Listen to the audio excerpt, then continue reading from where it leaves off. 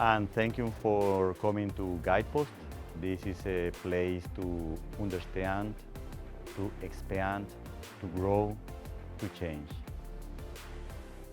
In this segment, I want to explore something a little bit different. Remember that we're talking about well-being, but well-being also comes with clarity. And with clarity comes responsibility. So when we are in true well-being, in peace, love, grace, divinity, essence, centered, we begin to have clarity. And once you have clarity, you can see what is coming from farther away. Because you have clarity, now you can see something that the average people are not seeing because they are in stress, they are in motion, they are changing, they are moving, they are going from here to there and there to here. They are fighting with A, fighting with B, changing C, doing D, so they cannot see what is coming far away. And once you have clarity, with clarity comes responsibility. So, and with responsibility, then you have to think what are the actions that you're going to take. So, here is the person that is in stress, distracted, looking there, fighting that. That other person is not you. You are in clarity. So this person is only thinking about how am I going to pay this month rent. That's his biggest concern. How do I pay this month? But when you're in clarity, you can see farther ahead. You can see that a huge rain is coming. And that rain might wash your car, so you have to move the car, or might wash your house, so you have to move somewhere higher ground. You can see that there is some war coming, some economical event coming, because you are in clarity. Well-being translates to clarity. There is no other way. When you are in balance, when you are centered, when you are present, when you are in joy, when you are in beauty, in gratitude, you begin to have clarity of your well-being first, and then you begin to perceive what is happening around you. So, and because you perceive what is coming, you have to begin thinking about it, okay? So, from this point of clarity, from this point of balance, I see that economical and social changes are coming. They are not good or bad, they are just events happening. I am not labeling there. Do not label them, just know that something is coming. If rain is coming, rain is coming. I have to move somewhere inside. If an earthquake is coming, an earthquake is coming. I have to move outside of the tall building. So don't judge the event, just be aware of what is happening. So in that clarity, in that balance, we are aware that some socio-economical events are coming. So we have to begin to think about them. What are the changes that I want to do? What are the changes that I want to implement? Because in my personal life, in my personal self, because of these things that are happening. If I live in my society, and in my society I have a place of, what would be the proper word? I am in a place of knowledge, of respect around some people, then now I can call these people that I know and I can have a meeting with them and share what would be the steps to take for this new thing that I see coming 2, 3, 4, 5, 6 months from now, or a year from now. But I can do that because I am in a point of clarity, balance, and presence. The person next to you that is stressed, in distraction, you cannot have that conversation with them.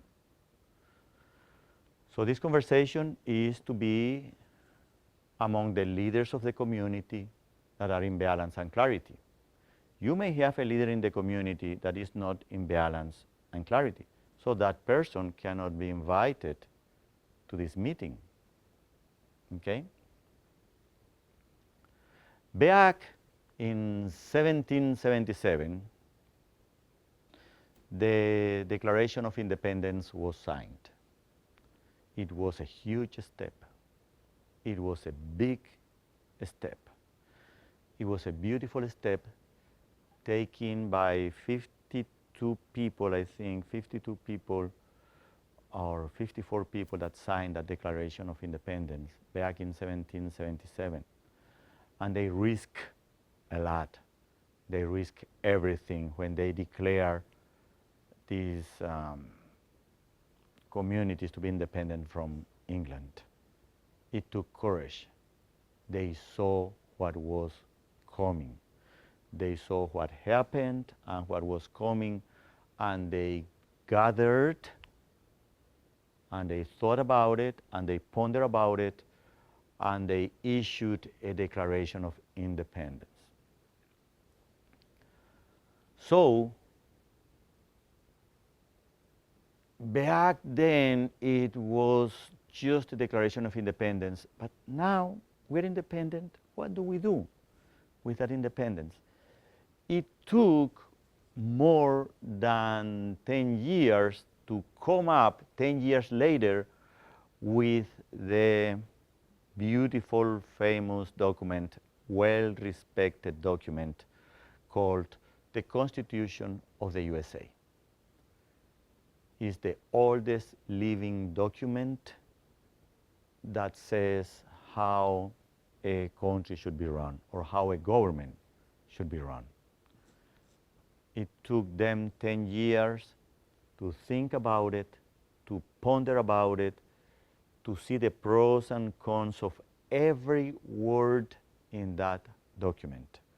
That document was not written overnight. It took 10 years. In order to write such a powerful document, you have to be centered. You have to be in balance. You have to be in gratitude. You have to be in joy and bliss. If you are not in this state of well-being, you cannot generate a document that carries the weight, the clarity, the beauty, the grace that the US Constitution carries. So you have to be in all of these wonderful feelings to gather with your friends and come and present new ways, new possibilities, new options for the changes that we want to manifest in these beautiful new times that are coming. So much have changed since 1700s. So much have changed. There were no internet, there were no trade disputes. Well, there were trade disputes, but not like right now. So there was the technology. The technology is unbelievable. The technology is making everything change. I just said a few minutes ago in the other program that my small company now has employees in Ghana.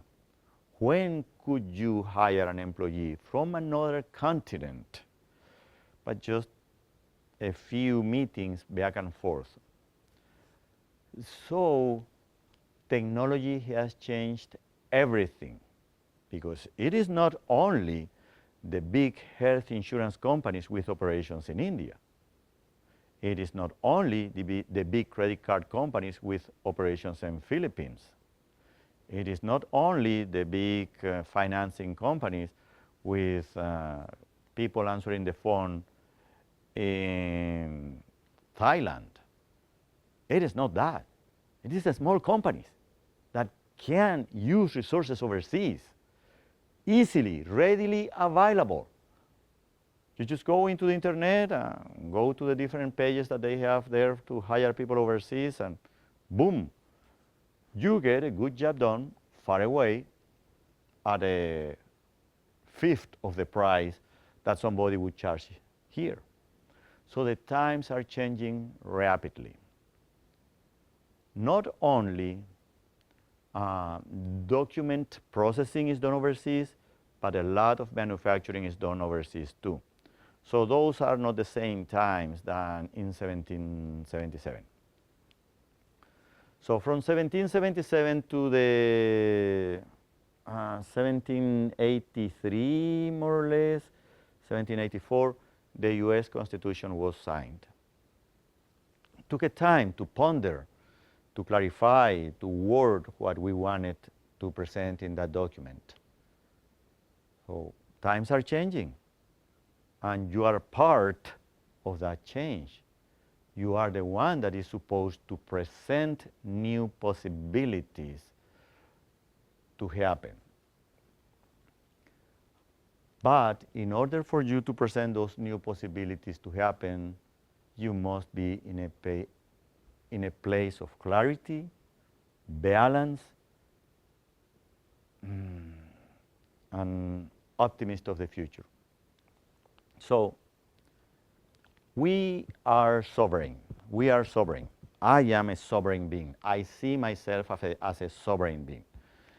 A being that is sovereign, whether referring to a state, a person, or a concept, means having supreme, independent, and self-governing power or authority, free from external control or interference. So the word sovereignty, being sovereign, is a more important word than freedom. Everybody's talking about freedom. Oh, I have freedom, I want freedom, I have freedom. Oh, I have freedom, you don't have freedom, I have freedom. Freedom to me is a word that has been misused. For our economical system, for our social system, is a word that doesn't carry the weight that it used to carry before. It is still a beautiful word, but the modern life gave a twist that is not the proper meaning that should have. Right now we claim that we have freedom.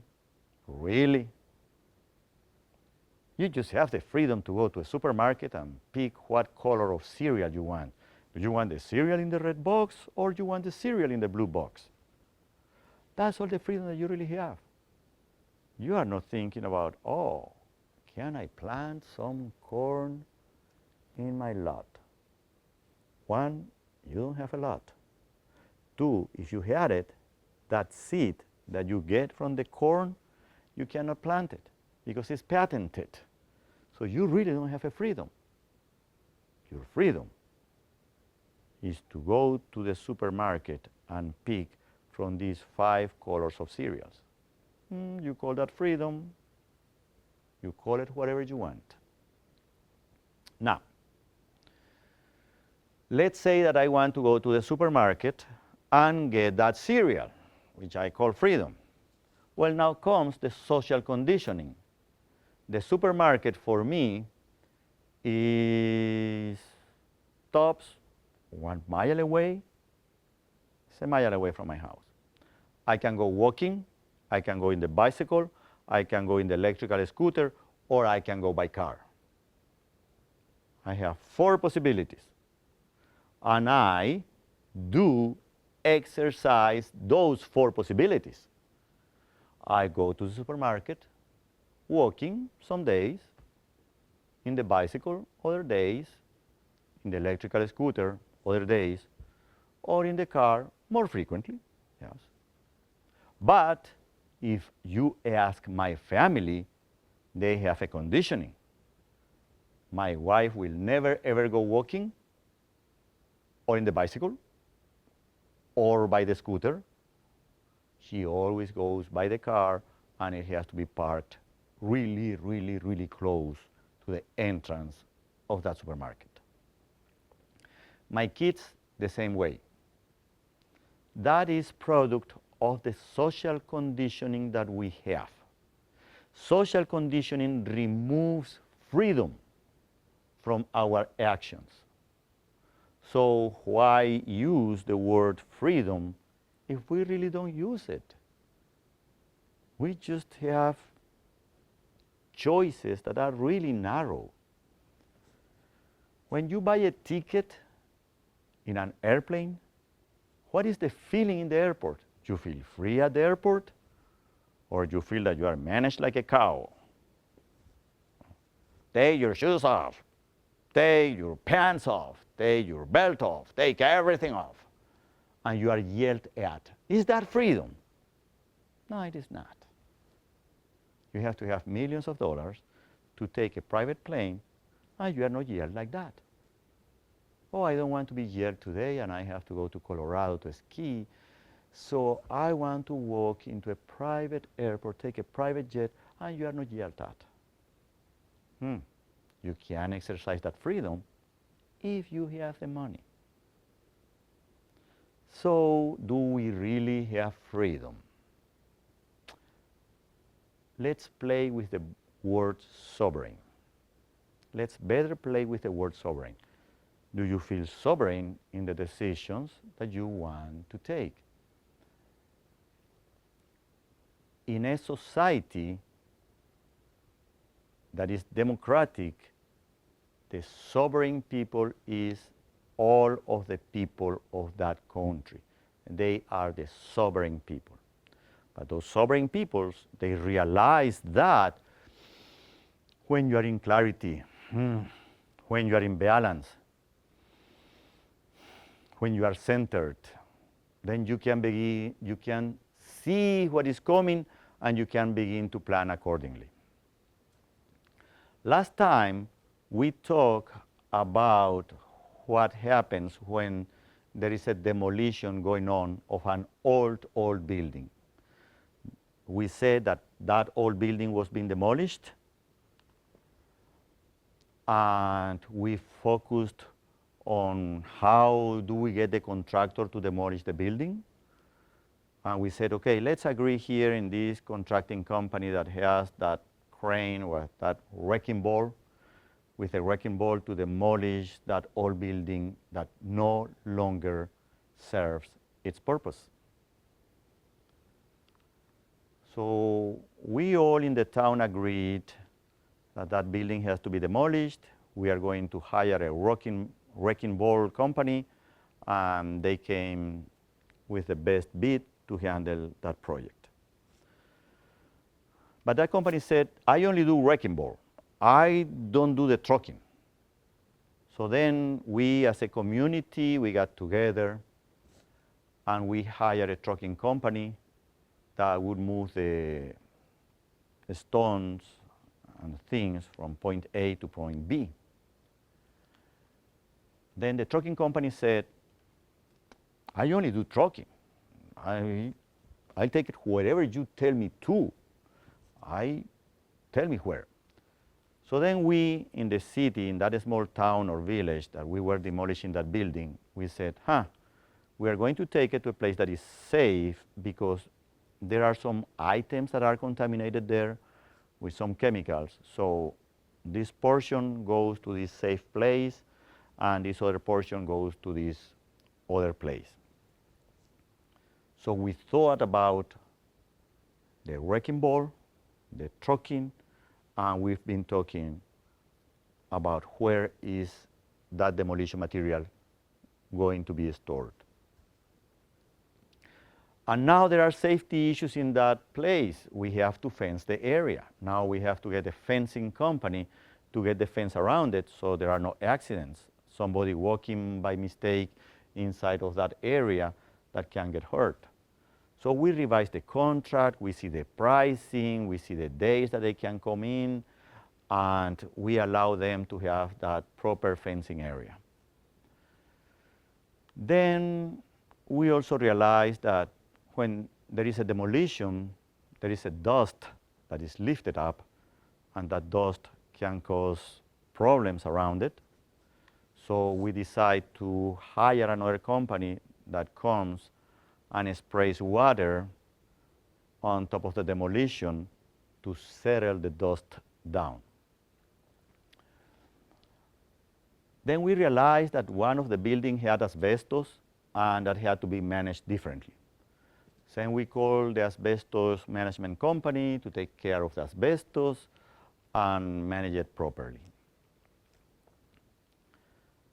Then we realized that some of the people that were working there, they wanted to work Saturdays and Sundays because they wanted an extra income, and they said, okay, some overtime is needed, so let's work Saturdays and Sundays. Then we realized that, okay, our budget is getting out of hand, and we have to do something because they are working Saturdays and Sundays. And that is moving the budget way out there. So now we have a negotiation with the union, and we say, okay, don't do Saturdays, Sundays, because we have to keep everything under budget. So during all of these steps on the demolition process, we are seeing all of these details that has to be taken care of to demolish the old building. And I can go on the details, where do the nails go, where do the glass goes, where the concrete goes, where the pipe goes, where the steel pipe go, where the old concrete pipes go, all of the details involved in a demolition.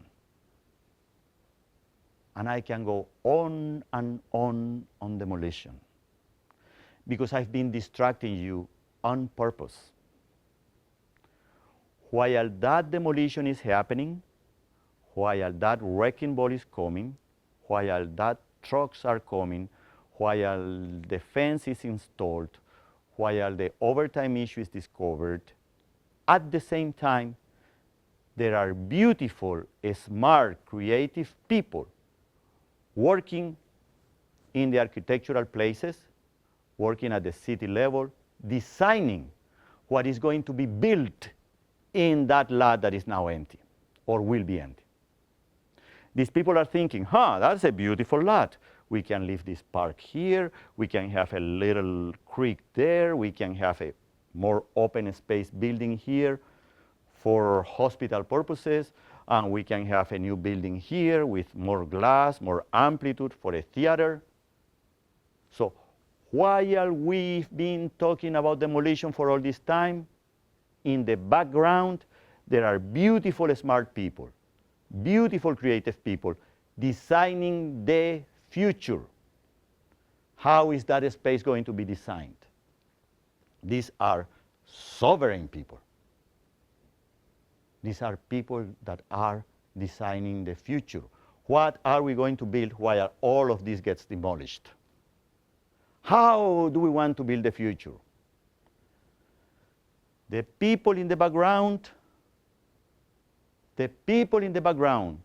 doing the creativity, the design, the details of the future,